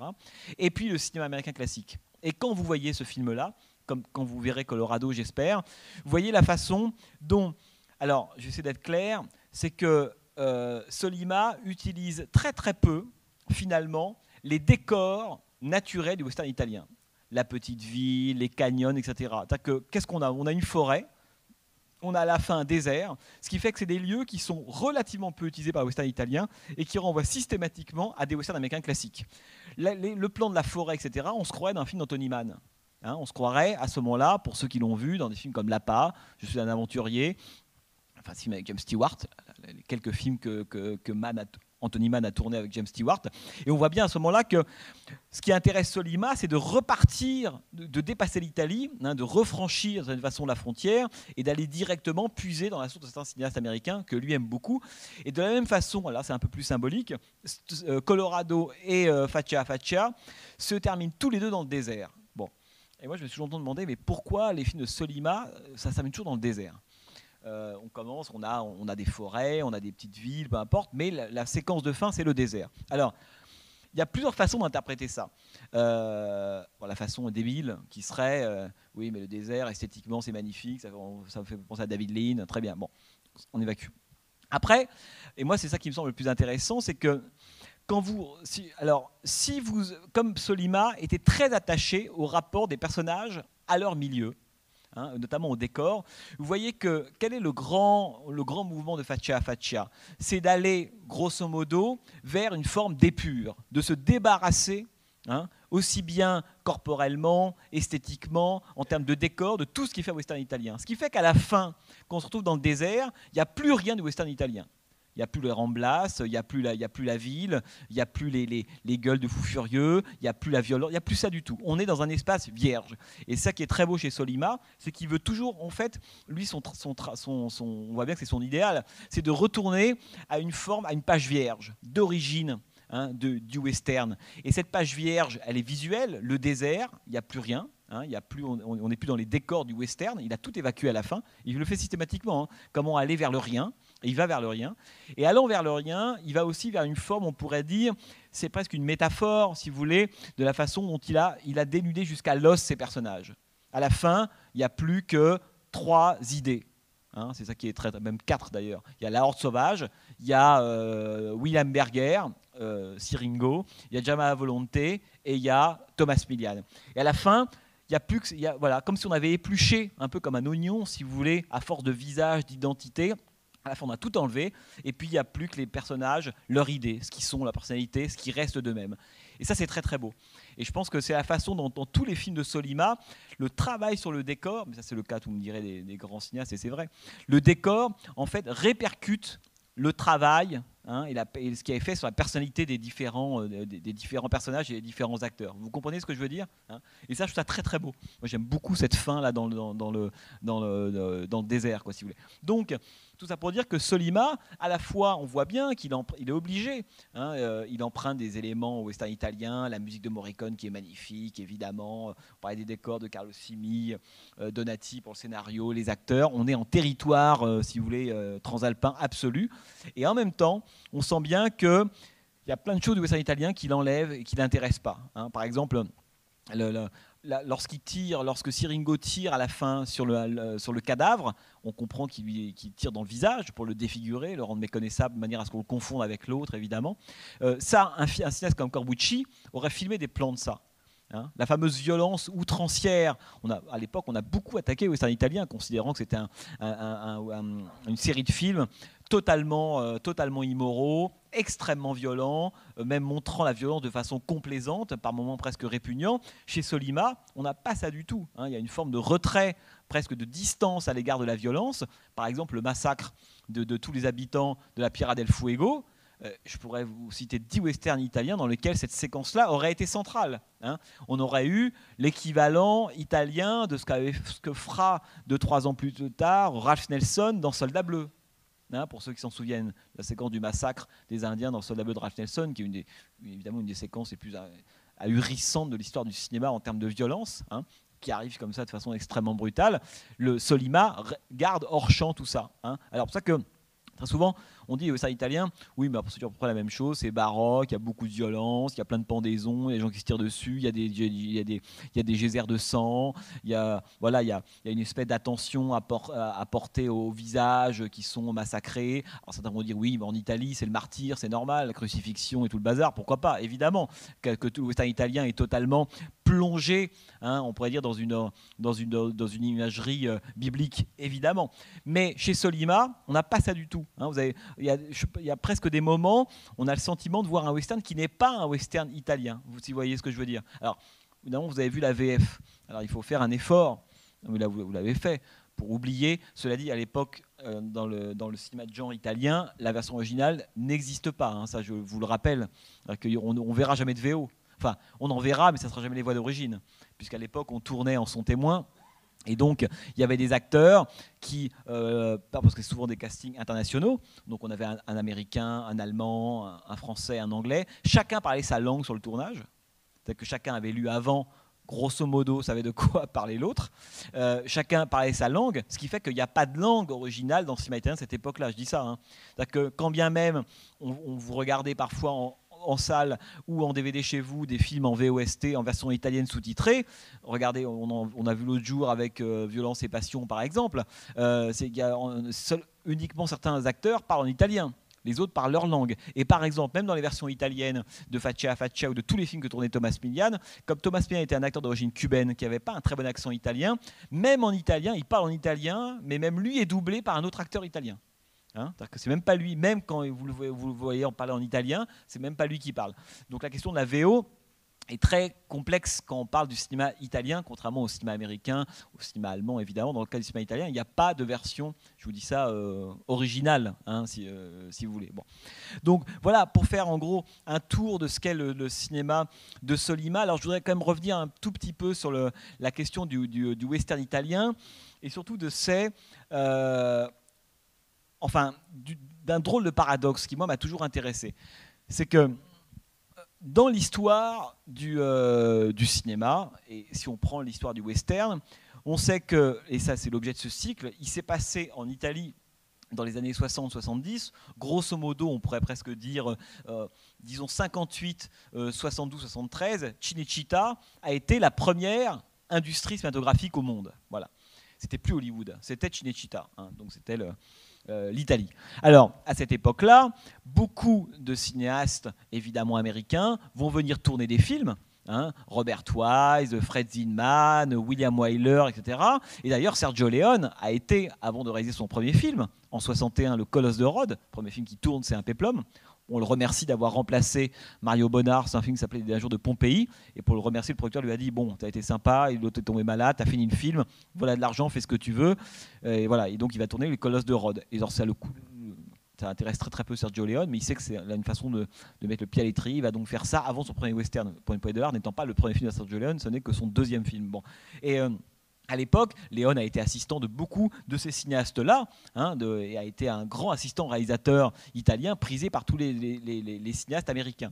Et ce qui est passionnant, c'est que comme le cinéma américain à la fin des années 50 chute, on en avait parlé l'année dernière, hein, la question évidemment, les majors, les studios, le changement de public, la politisation d'un public plus cinéphile, l'arrivée de la télévision, font que Hollywood, les grandes major compagnies d'Hollywood, à la fin des années 50, perdent un peu pied, ne savent plus produire des films qui intéressent les gens. Bon. Et le cinéma qui va émerger, hein, on pourrait presque dire qu'il va prendre le relais d'Hollywood, c'est le cinéma italien, et singulièrement le cinéma de genre. Hein, avec des chiffres d'entrée qui feraient pâlir même les blockbusters d'aujourd'hui. C'est des films qui faisaient des cartons incroyables. C'est une époque où les gens se déplaçaient par millions pour aller voir des films en salle. Même a priori des petits films comme ça, ce qui n'est évidemment plus le cas du tout aujourd'hui. Et donc ce qui est passionnant, c'est de voir que le western italien, en fait, qu'est-ce qu'il a fait? Il a permis, d'une certaine façon, si on veut, la survie d'un genre, le western aux États-Unis, qui lui était en pleine déliquescence. Le western italien, le western américain, à la fin 50, début 60, il se porte extrêmement mal. On en fait de moins en moins. Je veux dire, on pourrait presque dire que la croyance envers la mythologie de la frontière, l'idéologie du western, ça s'est perdu. Et le western américain se porte très mal au début des années 60. Et c'est donc le western italien qui va presque le maintenir sous perfusion. C'est grâce, en fait, par son détour italien. C'est ça qui est assez fascinant, alors qu'à l'époque, les gens ont dit oui, c'est une profanation le western italien par rapport au western hollywoodien classique. Beaucoup ont dit ça. Hein, alors la plupart des critiques disaient ça à l'époque. Voilà, ce grand genre qui était western hollywoodien, André Bazin, le cinéma américain par excellence. Regardez ces Italiens, ils sont ça comme d'un paillasson, ils le massacrent, ils le vulgarisent, c'est atroce, etc. Bon. Ça semble loin, mais c'est quand même ce qu'on écrivait il y a une cinquantaine d'années. Et finalement, c'est en passant par l'Italie que le western tout court va survivre. Puisque le western, on pourrait dire, se casse la figure aux États-Unis, il renaît, mais à la puissance 1000 en Italie, et là c'est tous les films que vous pouvez voir, et dont Faccia était un des exemples. Ça va durer quelques années, jusqu'en 75, le pic étant atteint en 68-69, l'année de l'Ouest de Léone, et là il y a des dizaines de westerns qui sont produits italiens, et ce n'est qu'après son détour par l'Italie qu'il va pouvoir revenir aux États-Unis. Et là, on va voir la nouvelle vague de western américains, Little Big Man, John McCabe, Jeremiah Johnson, j'en passe et des meilleurs, Pat Garrett, etc. Et La Horde sauvage.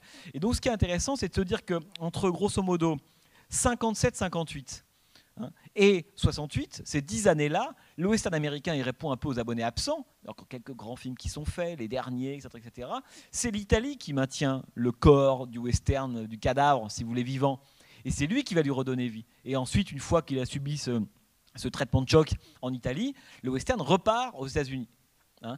Et donc, c'est pour ça que je dis ça, parce que c'est toujours très important dans l'histoire, quand on fait l'histoire du western, de ne jamais oublier ce détour capital qu'a été le détour par l'Italie. Parce que vous allez me dire, oui, mais alors, comment il revient aux États-Unis à la fin des années 60, début 70, est-ce qu'il revient identique à ce qu'il était avant de partir? Évidemment pas. Parce que ce qui est fascinant, évidemment, c'est que quand vous voyez ce type de film-là, même si c'est pas... Il y a pire, je dirais qu'il y a plus souligné, il y a plus presque caricatural, il y a plus remarquable dans le cas du western italien que Faccia. Mais il est évident que vous voyez tout de suite l'écart avec le western américain. On en a parlé. Le héros, la dimension solitaire, l'absence de la communauté, la présence de la violence, la corporéité des personnages, sont des personnages qui crachent, qui jurent, qui pètent, etc. Dans le western américain, on voit évidemment absolument jamais ça. Shane, John Wayne sont des gens qui vont jamais aux toilettes, évidemment jamais. Dans le western italien, combien de séquences commencent avec un type qui est en train de pisser quelque part? Début une fois la Révolution, par exemple. Le film s'ouvre avec un mec qui pisse directement, pendant 3 minutes. C'est intéressant parce que le cinéma italien, il a donné de la chair aux héros de western américains. Il leur a donné, on pourrait dire, une forme de réalisme et de corporéité, si vous voulez. Les barbes mal rasées, l'importance du maquillage, les gros plans, Hein, il leur a donné une dimension évidemment baroque, il a donné corps à la violence qui à l'époque était plutôt masquée par le cinéma américain, hors champ, en ellipse, mais jamais on voyait des gerbes de sang, jamais il y avait une telle exaltation, voire stylisation de la violence telle qu'elle a été faite dans le cinéma italien des années 60. Et donc, il est évident que le western américain, lorsqu'il quitte Hollywood pour aller se ressourcer à Rome, il est évident que lorsqu'il va revenir à Hollywood, il ne revient pas comme il était parti. C'est-à-dire qu'il a eu, on pourrait dire, sa picouse romaine, hein, si vous voulez. Et ça va tout changer. Ce qui fait que lorsque Peckinpah, parce que je dis juste un petit détail, c'est que vous pourriez me dire, oui, mais est-ce que les Américains voyaient les films italiens? Réponse, pas beaucoup.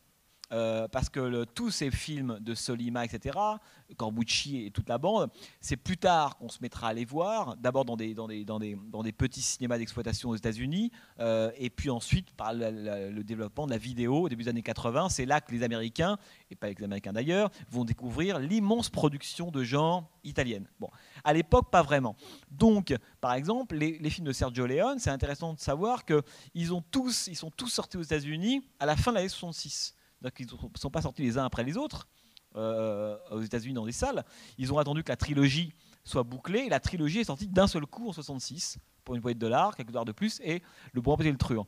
Et d'ailleurs, certains, et c'est pas faux, disent que la sortie à la fin de l'année 66, quelques mois avant Bonnie and Clyde, au moment du L'Oréal McNichols, quelques mois avant Les 12 salopards de Robert Aldrich, tout ça a participé, qui a peur de Virginia Woolf aussi, film important de Mike Nichols, tout ça a participé à la fameuse chute du code ACE. Hein, c'est pour bien voir que pour le public américain, Le Bon Appétit et le Truand, c'est un film extraordinairement violent à l'époque. Par exemple, la grande séquence très très belle, mais très dure, de torture dans le camp d'Andersonville.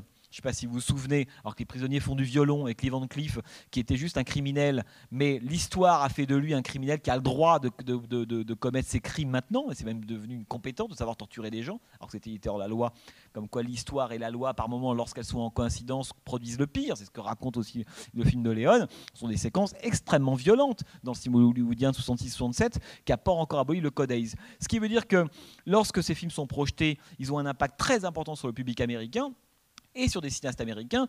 Et Sam Peckinpah, lorsqu'il va tourner La Horde sauvage, le dira lui-même, je n'aurais jamais pu tourner La Horde sauvage sans les films de Sergio Leone. Hein. Donc c'est pour ça qu'il faut à mon avis penser au western italien, non pas comme un moment de rupture, comme un moment de rupture dans la grande histoire du western, mais comme un moment de continuité et de métamorphose. Et quand évidemment Little Big Man, John McCabe par exemple de Robert Altman, on en a parlé l'année dernière, on a même projeté le film, et un film qui doit beaucoup au western italien, qui doit beaucoup à Django, qui doit beaucoup à la dimension hivernale, c'est-à-dire que tout le retraitement extrêmement réaliste, désenchanté, violent que va subir le western en gros en Italie, comme si d'un seul coup l'Italie mettait tout le hors-champ du western à l'intérieur du western, va avoir une influence capitale sur le western américain lorsque ça va repartir au début des années, à la fin des années 60 et début des années 70 si vous voulez. Oui monsieur. Dans Il était une fois dans l'Ouest, Bronson joue de l'harmonica.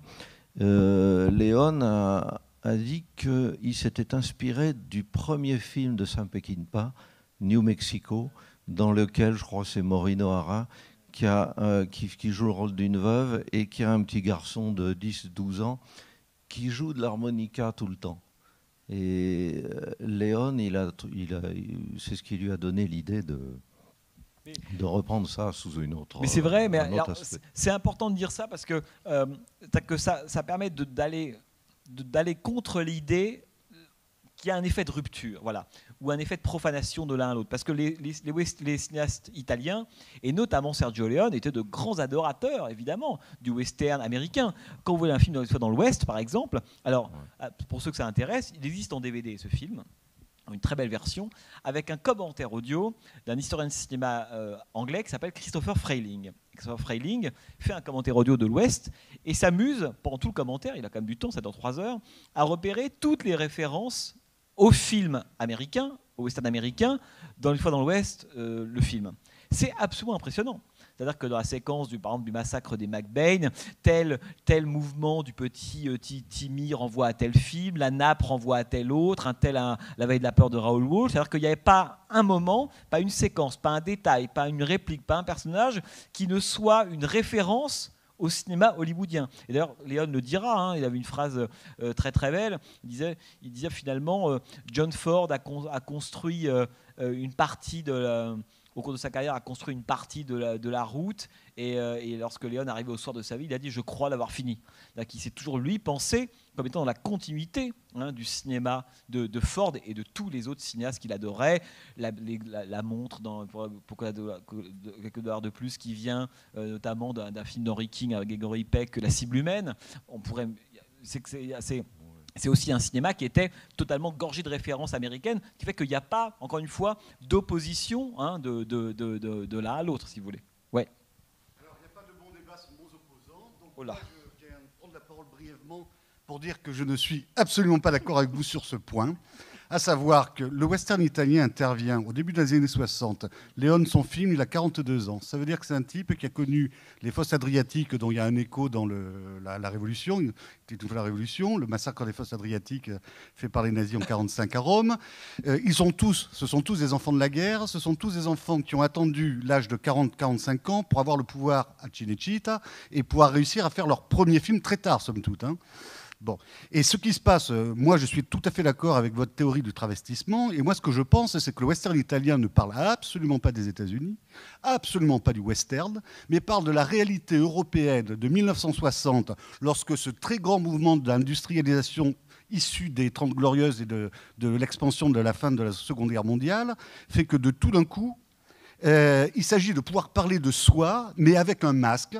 Et ce masque, c'est le masque du cow-boy, parce que l'Italie est un pays vaincu, qui a fait les mauvaises alliances pendant la Seconde Guerre mondiale, qui a un passé fasciste dont le Parti communiste, très dominant à l'époque, dans les années 60, essaie de la débarrasser. Et que donc, en quelque sorte, pour parler de soi, il fallait se mettre dans le costume des autres, comme les panoplies de cow-boy que les enfants des années 60 avaient à Noël. Et moi, chaque fois que je vois ces films, je me dis, mais ça ne parle ni des États-Unis, peut-être un peu par allusion, parce qu'ils admiraient le cinéma américain, du western américain, mais ça ne parle ni des États-Unis, ni de l'histoire de la conquête de l'Ouest, ni de l'histoire. Ça parle du paysan italien qui quitte la communauté du village, qui se retrouve dans une ville inconnue dans laquelle il n'y a plus aucune loi, plus aucune règle, sinon la loi du plus fort. Si bien que l'outla, le bandit joué par Clint Eastwood pour une poignée de dollars, pour moi, ça a toujours été le paysan de Sicile qui se retrouve dans les usines de la Fiat à Turin, dans un domaine où il connaît personne, où il n'a plus aucune règle, et il doit apprendre instantanément, et souvent par la violence, la manière de se débrouiller. Et j'en termine pour faire une petite intervention courte. Dans Django, il y a une chose qui m'a toujours stupéfait, c'est que c'est un film qui se passe dans la boue. Or, c'est un film qui a été tourné à Almeria. Almeria, c'est le coin le plus sec d'Espagne, c'est un climat quasi désertique. Pourquoi, dans ces films à petit budget, Corbucci s'est-il fait embêter, c'est pour être poli, à amener des semi-remorques d'eau pour qu'il y ait tout le temps de la boue et de l'humidité dans la rue du village? Pourquoi? Parce que l'année précédente, il y a eu les inondations de Bologne, qui a fait une catastrophe naturelle majeure. Dans mon souvenir, il y a eu 40 ou 50 morts, ce qui était considérable pour l'époque à Bologne, et que les gens étaient encore imprégnés de cette tragédie de Bologne, de l'inondation et des mers, et qu'il a reproduit ça dans son village western. C'est pour moi l'illustration de ce lien. Voilà, merci. Ouais. Mais écoutez, alors, opposant, mais je suis pas opposé à vous, vous voyez, pas du tout. Ah oui, d'accord. Ah bah. Non, parce que, mais bien sûr. Non, mais ce qui est intéressant, encore une fois, quand on regarde des films, mais ça vous le savez, je vois à votre regard que vous le savez, c'est qu'en fait, c'est jamais où. Vous voyez, c'est pas, on n'est pas en train de dire, il parle western américain, il parle de l'amour de Léon pour le western américain, et vous avez raison de rappeler la génération à laquelle appartient Sergio Leone, le fascisme, l'arrivée en masse de la culture américaine, et Léon le dira, comment, avec d'autres de ses collègues, notamment ceux qui font des westerns italiens, ils sont gavés pendant quelques années de la culture américaine, mais aussi bien les pulps, les romans noirs, les films américains, Stewart Granger, John Ford, Walsh, tous ces gens-là, c'est vrai. Mais en même temps, c'est que moi je pense pas du tout en termes d'opposition, je pense que vous avez évidemment raison, d'ailleurs on le verra au moment où on parlera du polar italien, avec le fameux Roma à Mano Armata, film génial, qui est évidemment un film qui emprunte pour le coup des codes du polar des 70s, exactement comme ça, Dirty Harry ou Death Wish, et qui ne parle évidemment que de la réalité italienne de l'époque. Mais évidemment, d'ailleurs, Léon, et d'ailleurs a toujours été très clair là-dessus, c'est-à-dire qu'au fond, la question de la mythologie américaine, c'est-à-dire que c'est quoi la mythologie américaine? La question de la frontière, les Italiens, ils s'en foutent complètement. La question du peuple, western italien, il s'en moque, semble-t-il, éperdument. Et la question, on pourrait dire, de l'individu, de héros étant capable justement de créer cette communauté, il la retourne complètement. Donc, vous avez raison. Que ce qui reste du western américain, que quand je parlais de la continuité entre le western américain début 60, western italien et western américain, c'est qu'esthétiquement, le western américain ne peut plus faire comme s'il n'y avait pas eu western italien quand il reprend la main à la fin des années 60. C'est ça que je veux dire. Et c'est ce que raconte Peckinpah. C'est-à-dire que Peckinpah, il continue à retraiter la question de la frontière impossible, dans La Horde sauvage, dans Pas de Garrett, etc. Mais le western italien est passé par là. C'est-à-dire que vous parlez du travestissement, la violence, le retournement des identités, la dimension presque triviale des personnages, etc. Tout ça, les grandes séquences de rire entre Borgnine, William Holden, etc. dans La Horde sauvage, ça vient directement du western italien. Le massacre de La Horde sauvage à la fin, c'est impensable sans la fin de Django, par exemple. Donc c'est ça que je voulais dire, c'est que en fait le western américain, à cause de ce que le genre a subi en Italie dans les années 60, revient, et comme le genre, le western italien a aussi contribué à la chute du Code Hays, au renouvellement des normes esthétiques à la fin des années 60 aux États-Unis, c'est coup double. Alors que quand le western revient, non seulement il est à la fois, on pourrait dire, italien, et il revient après le Code Hays. Donc là, c'est l'explosion de violence. Enfin, je prends l'exemple de La Horde sauvage, parce que La Horde sauvage étant le premier des plus italiens des films américains, même si, pour être tout à fait juste, il y a un film qu'on oublie un peu toujours, 54, Veracruz de Robert Aldrich. Je dis ça, pour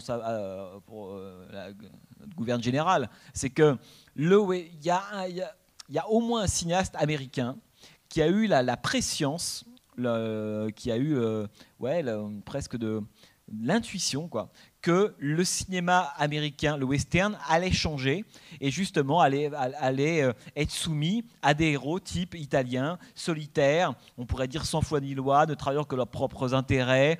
Et quand vous regardez un film comme Veracruz, avec Burt Lancaster, c'est un film qui est absolument passionnant, c'est presque un film italien avant l'heure. Veracruz, vous amusez à regarder Veracruz, vous oubliez évidemment Lancaster, on ne peut pas oublier Aldrich évidemment. En même temps, Robert Aldrich, on n'a pas le temps d'en parler là, mais Robert Aldrich était déjà un cinéaste prédisposé au genre italien. La dimension extrêmement outrée de son style, la violence baroque, la distorsion des cadres, Baby Jane, vous avez tous vu ces films-là. Il est évident que cet homme-là, il y avait déjà un peu de style italien en lui, et Veracruz, si on veut refaire la généalogie, retrouver un peu la genèse du western italien, il me semble qu'une des premières pierres du western italien, elle n'est pas posée en Italie en fait, elle est posée aux États-Unis avec Veracruz en 54. Donc on est... Et Fosse Adriatique, totalement d'accord évidemment. Mais alors c'est intéressant parce que je dis juste une chose là-dessus, Bologne, Django, très bien, mais Django, c'est que ce qui est fascinant, me semble-t-il, dans le cas du western, le fameux western Zapata dont on parlait, c'est que, et ça c'est pour moi la puissance du western italien, c'est que, au fait, on peut lire, et on doit, à mon avis, en fonction du pays où on est, parce que ce soit les paysans d'Amérique latine ou les paysans de Sicile, c'est la même chose. C'est ça que je trouve très intéressant dans le cinéma italien. C'est que la raison pour laquelle le cinéma italien a autant de succès populaire, c'est parce que même si on n'y comprend rien à la question de la politique d'intervention de la CIA aux États-Unis à l'époque, etc., on sait ce qui se passe en Sicile ou du côté de Naples. On sait ce qui se passe dans les terres agricoles italiennes face au capitalisme du Nord. Et donc, il y a cette capacité à presque embrasser, vous avez raison, une situation à la fois internationale, mais aussi italienne à l'époque. Donc, pour moi, aussi, dans la force du cinéma italien, c'est d'avoir, de cette époque dont on parle là, c'est d'avoir su parfaitement saisir l'humeur de l'époque. Voilà. On va le voir dans les polars. Les polars, alors évidemment, c'est pas Vacances romaines, mais l'humeur de ce qu'est l'Italie des années 60-70, elle est dans son cinéma, comme elle l'est dans le cinéma américain d'ailleurs. Oui. Un petit point qui vous chagrine. Non, pas qui me chagrine, mais justement qui est assez controversé. C'est sur. J'ai revu Django, donc. Le vrai. Le premier. Corbucci. Voilà. Et en fait, il y a une scène où il y a justement plein de figurants avec des masques. Ku Klux Klan, ouais. Voilà, qui considérés comme le Ku Klux Klan. Et en regardant après dans les commentaires, j'ai appris que en fait, le réalisateur n'était pas assez content de l'esthétisme des figurants et qu'il a eu justement l'idée d'un coup de leur dire si on leur mettait un masque, comme ça on règle le problème. Et ce que je trouve vraiment intéressant, c'est cette vivacité, cet esprit très créatif où en fait il tournait à la journée, où il fallait absolument trouver rapidement des solutions. Et avec le résultat, avec si peu de moyens, quoi qu'il en soit. Et enfin, il y a une espèce de paradoxe en fait entre l'histoire de la boue et tout d'un coup, on n'a pas des figurants de si bonne qualité. On décide tout d'un coup de leur mettre des masques parce qu'en fait, ils sont pas beaux, quoi. Donc, ouais, mais ça, c'est ce que vous dites là, c'est pour moi toute la beauté du cinéma de genre. Pas le cinéma de genre à 60 millions de dollars. Hein, parce qu'aujourd'hui, le problème, c'est que ce cinéma de genre, il existe pas, il est devenu mainstream.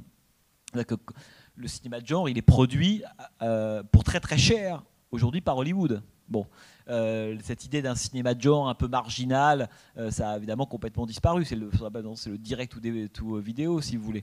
Mais à l'époque, et moi, c'est ça que je trouve émouvant dans le cinéma de genre.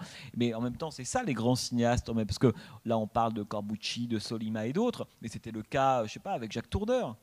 Sort en ce moment Rendez-vous avec la peur, par exemple, en Blu-ray DVD.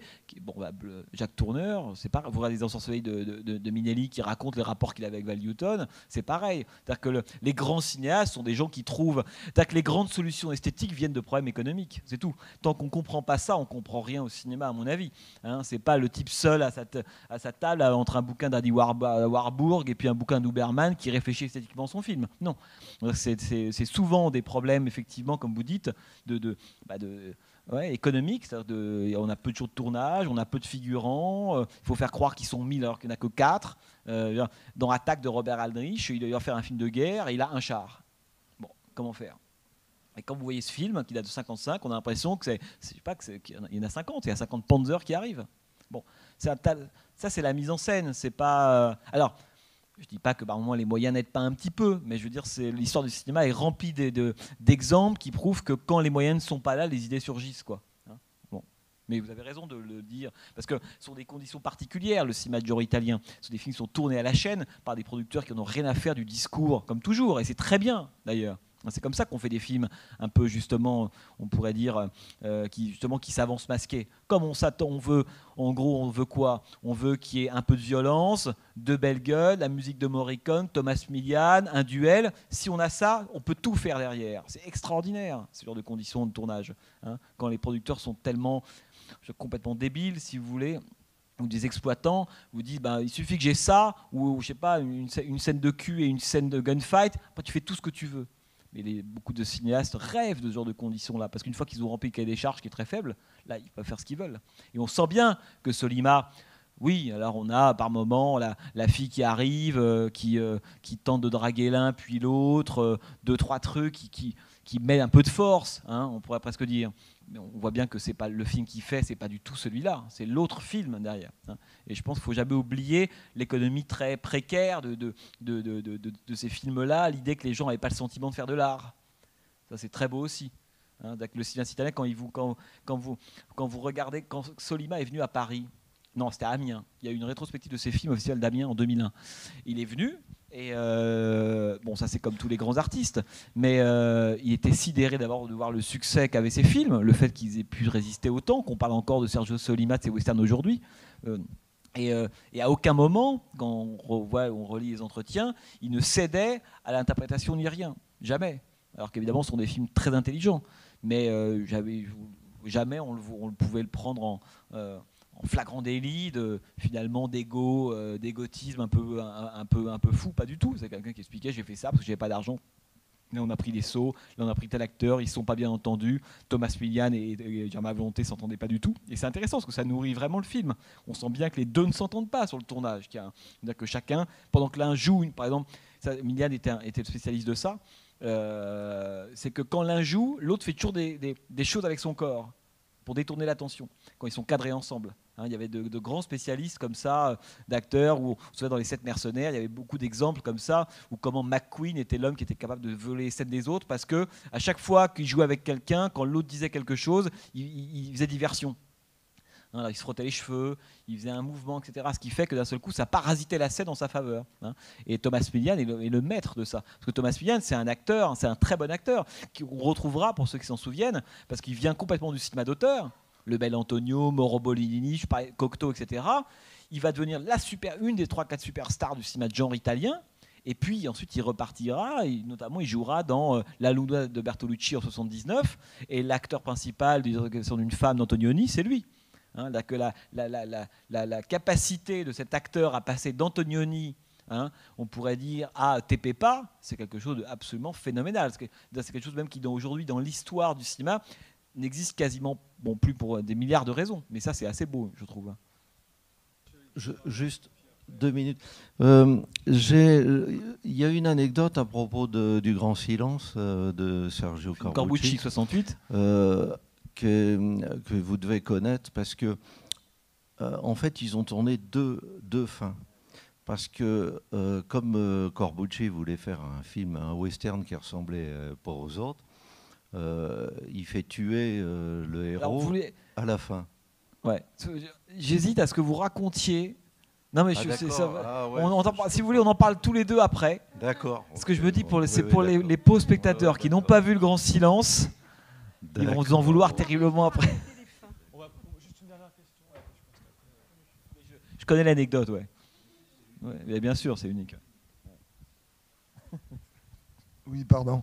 Je voudrais savoir quel regard portaient Fellini, Visconti ou Pasolini sur ce. Alors c'est très bien que vous posiez la question, parce qu'en fait j'ai oublié de le dire. Mais ça, j'y serais revenu de toute façon à l'occasion d'autres séances. Il y a quelque chose qu'il faut qu'on doit comprendre quand on s'intéresse au cinéma italien, si on le compare au cinéma français notamment, et un peu américain, c'est qu'en France, on pense par exemple très verticalement la question des genres, des auteurs, du cinéma populaire, etc. C'est extrêmement imperméable chez nous. Les films populaires, les films d'auteurs, les films à art et essai, les cinéastes qui sont plutôt dans le réseau auteur, les cinéastes qui font plutôt des comédies grotesques, etc. etc. Donc, le cinéma en France, il a même beaucoup, la plupart du temps, été extrêmement segmenté. Si ce n'est qu'en France, dans les années 70 par exemple, il y avait des cinéastes qui avaient un peu les deux statuts. Je pense à un cinéaste comme Jean-Pierre Melville, par exemple. Melville était à la fois un super auteur et un cinéaste dont les films, sauf Un flic en 72, étaient très populaires. Il avait les deux publics à la fois. Mais grosso modo, en France, on pense beaucoup comme ça. Et encore aujourd'hui, vous voyez bien qu'il y a des cinématographies qui ne communiquent pas entre elles, ni du point de vue des acteurs, des cinéastes, des critiques et même des spectateurs. On a l'impression que les gens vont au cinéma mais ne parlent pas la même langue. Vous voyez ce que je veux dire? Bon, il y a ceux qui vont voir Turf et ceux qui vont voir un film d'Alain Resnais. C'est des gens qui ne sont jamais croisés dans la rue, à mon avis. Bon. Alors, ce qui est intéressant, c'est que quand vous regardez le cinéma italien des années 60-70, c'est un cinéma qui, quand on le regarde du point de vue de la production et des acteurs, est un cinéma de l'échange. C'est-à-dire qu'à aucun moment, il y a ce sentiment de faire d'un côté des films populaires, de l'autre côté des films d'auteurs, puisque les scénaristes, les acteurs, les réalisateurs, les musiciens, etc., passent allègrement d'un genre à un autre. Et ça, c'est totalement fascinant. On parlait de Thomas Milian passant d'Antonioni à un obscur réalisateur de films de western italien. Je vous parlais de Pasolini allant tourner dans un western italien dans le rôle d'un prêtre pour ensuite continuer ses propres films. On pourrait Fellini, par exemple, lorsqu'il tourne Toby Damit, qui est un essai de film fantastique, assez curieux d'ailleurs, qui est avec Terence Stamp, qui est un film qu'aurait pu signer Dario Argento ou Mario Bava. Mario Bava a fait des effets spéciaux pour des films de Fellini. C'est-à-dire qu'il y a une capacité d'échange et de dialogue. C'est pour ça que le cinéma italien était très très fort. C'est qu'il a fait dialoguer entre eux la modernité et le populaire, si vous voulez, en permanence. C'est pour ça que les grands films populaires italiens sont hyper modernes et les grands films modernes italiens sont aussi populaires. Vous allez voir Profondo Rosso d'Argento bientôt. C'est un mélange, si vous voulez, entre une fiction populaire et Blow Up d'Antonioni. Ce sont des très très grands films. Parce qu'il y a eu dans le cinéma italien un moment, c'est un moment de grâce, c'est celui qu'on va voir pendant toute l'année, où on pourrait dire le populaire et le moderne, où la culture haute et la culture basse ont conversé. Voilà. Et elles ont conversé dans les films, par les cinéastes eux-mêmes, par les sources d'inspiration, par les acteurs, les actrices. Alida Valli, vous la trouvez aussi bien chez Visconti, Senso, et vous la retrouvez dans Suspiria d'Argento. Bon, vous voyez, et je pourrais multiplier des exemples comme ça, à la fois y compris des scénaristes. Luigi Kuweiler, qui a été le chef opérateur aussi bien d'Antonioni que d'Argento, que d'Elio Petri. Bon, c'est-à-dire qu'en France, on n'a pas ça. C'est-à-dire qu'il y a les scénaristes, les réalisateurs, les acteurs, les techniciens, c'est par bande et chacun dans son clan. Toi, tu es côté auteur, toi, tu es côté CNL, toi, tu es côté etc. Dans le cinéma italien, et c'est ce qui a fait la puissance de ce cinéma, c'est qu'il n'a jamais pensé le cinéma populaire, la fiction dont je vous parlais avec ses codes, indépendamment ou contre un cinéma d'auteur. Il a toujours pensé les deux à la fois. Ce qui fait qu'aujourd'hui, quand on parle de Sollima, quand on parle de Bava, quand on parle d'Argento, quand on parle de Petri, quand on parle de Corbucci, quand on parle de tous ces gens-là, on parle de grands auteurs qui ont aussi fait des films populaires. Vous voyez ? Ce mariage, il a totalement existé. Et ça, pour moi, c'est une des grandes leçons du cinéma italien. Ça existait aussi dans le cas du cinéma américain. Mais c'est une des grandes leçons du cinéma italien, ça a été ça. C'est la façon dont il ne faut jamais oublier que c'est des gens qui s'adoraient entre eux. Bava, Visconti dînaient ensemble. Ils côtoyaient les mêmes cercles. Ils étaient tous ensemble via Veneto. Jamais l'un disait, toi, tu fais des films pour la masse des westerns italiens. Et puis moi, je fais des grands films. Absolument pas. Ils passaient de l'un à l'autre. Ils s'échangeaient leurs techniciens. Ils s'échangeaient leurs scénarios. Les scénaristes pouvaient travailler aussi bien aujourd'hui sur un film de Monicelli, le lendemain sur un film de Bava, ça ne posait aucun problème. Et c'est ce qui fait, à mon avis, la beauté, l'ouverture et la richesse du cinéma italien, c'est que il y a eu ce dialogue à un moment qui a disparu parce que le cinéma italien s'est effondré avec Berlusconi, la télévision au début des années 80. Mais ça a été un âge d'or aussi pour cette raison-là. Parce que les frontières que nous, en tant que Français, on met toujours de façon très... c'est auteur ou c'est pas auteur, ça n'a pas du tout existé. Et pour moi, c'est la puissance du cinéma italien. Ça a été cette façon dont, là, on pourrait dire, le populaire et la modernité ont conversé entre eux, mais au-delà de toutes les frontières critiques, parce que ce sont de spectateurs, ce sont des frontières que les spectateurs et les critiques mettent, mais que dans la pratique n'existent pas. Quand vous parlez avec des cinéastes italiens, et de ça que je l'ai beaucoup fait, les gens ne disent pas du tout, mais là il y avait en haut, il y avait Fellini, pas du tout. C'est-à-dire qu'évidemment, ils avaient conscience que la presse n'avait pas le même rapport, c'est pas la même chose. Qu'effectivement, il y a qu'un film de Visconti, ou qu'un film de Petri, de Germi, ou d'un film d'un obscur, je sais pas, Massimo Dallamano, qui est pourtant un cinéaste passionnant, n'avait pas les mêmes critiques, évidemment. Mais les gens de cinéma eux-mêmes, scénaristes, techniciens, acteurs, etc., ne le vivaient pas du tout comme ça. Pour le coup, c'était une grande famille où tout s'échangeait. Et je trouve que c'est un cinéma qui respire ça, à la fois le populaire et l'extrême raffinement. C'est-à-dire que quand vous allez voir un film d'Argento, c'est à la fois des pulps, des romans de gare, sataniques, et en même temps Botticelli, citation de Pontormo dans Un plan sur deux. Et ça, j'adore. C'est-à-dire que c'est le moment, c'est là où la culture, ou dans le bon sens du terme, fonctionne à plein. Quand on est capable d'embrasser en même temps la culture rose et la culture basse. Quand on embrasse qu'un des deux, on est mort. Et le cinéma italien, il a été capable finalement d'embrasser les deux à la fois, que ce soit dans les westerns, les giallo, les polars, etc. Mais ça, c'est une idée sur laquelle on reviendra assez souvent, et notamment quand on fera Enquête sur un citoyen de Petri et Profondo Rosso d'Argento, qui est un des sommets de mariage de ce que vous dites là. Le côté, est-ce que c'est auteur ou populaire? Profondo Rosso, c'est le mariage miraculeux des deux, et voilà. Et bien voilà, c'est ainsi que s'achève cette soirée. Merci beaucoup. Donc rendez-vous le mois prochain avec Lucky Luciano, Francesco Rosi. Voilà, ça c'est un film à voir. Vous l'avez vu, Lucky Luciano? Ah bon, on sera autre chose alors. Je plaisante.